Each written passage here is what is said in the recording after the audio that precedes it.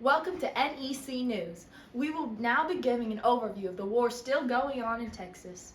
Today I have a special guest, Stephen Austin, to talk about the beginning of this great territory. His father, Moses Austin, was granted permission from Spain to start a colony in Texas. After Mexico gained independence, Stephen took over. Please welcome Stephen Austin. It took me about a year to get permission from Mexico to start a colony. I brought 297 families and our colony was very successful. The land in Texas had forests and rich soil that was great for farming corn and cotton. In 1830, the population was up to 30,000, and this is how the Texans came to be in Texas. Thank you for your time, Stephen. Now we will be going to our on-site broadcaster in Texas, Elin. Today we're in Texas and we're here to discuss the feelings of Texans and Tejanos. Based on what I've heard through my discussions with the people here, the Tejanos are not happy with the Americans moving into Texas because they are unwilling to adapt to Mexican rule, especially anti-slavery laws. The Texans are upset because of the Mexican rule, which includes tons of taxes, lots of troops, and they're not allowing any more immigration of Americans. And all of this has led to the start of the Texas Revolution. Back to you, Calista. I am now joined by Norah to discuss two of the most important battles in the Texas Revolution. That's right, the battle at the Alamo. The Alamo was originally a Catholic missionary. Texans held off the Mexican troops' siege surrounding San Antonio for 12 days, refusing to surrender. On the 13th day, Santa Anna, the Mexican president, sent 1,800 troops to attack the Alamo. Only 5 Texans survived the battle. Now to Elin for a segment on Davy Crockett and the other important frontiersmen. Back here in Texas, we wanted to give out our appreciation to all the soldiers at the Alamo.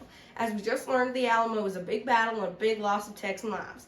Today we wanted to cover Davy Crockett and his importance in the Battle of the Alamo.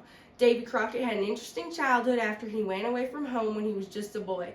Later on, Crockett became a great bear hunter and was a veteran of war. Finally, at the Alamo, Crockett and several others would lose their lives fighting for all. Along with Crockett, there was Juan Seguin, William Travis, and Jim Bowie. They were all important leaders and frontiersmen during this battle as well. Crockett and the others will forever be remembered as war heroes from now on. Thank you, Elin. Another important battle that happened very recently was the victory at San Jacinto. The victory at San Jacinto is a very important event. Sam Houston's army was captured by the Mexican army and 300 of them were killed.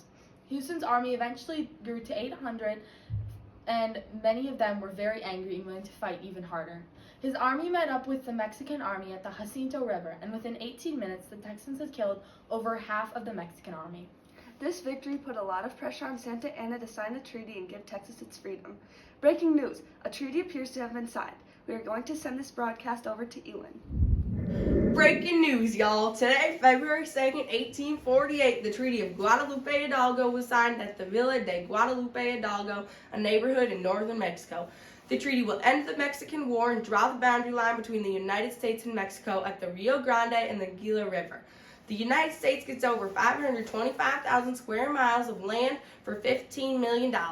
This land will include the parts or all of the future states of Nevada, Arizona, Wyoming, New Mexico, Utah, Colorado, and Texas. The treaty also finally recognized an event that happened about 3 years ago, which was Texas becoming a state in the United States of America. What a great day to become an American. The new state of Texas aligns very well with the belief of manifest destiny that has spread throughout the United States. The first people in Texas were all because of Moses Austin, starting a colony and bringing people to the Pacific side of North America. Stephen Austin continued his father's legacy and showed his belief in manifest destiny as well. Exactly. Manifest destiny drove all of the Texans during this war fighting for freedom. The United States got over 525,000 square miles of land, driving the United States further westward and continuing the spread of manifest destiny. That's all for today on NEC News. See you next time. Bye!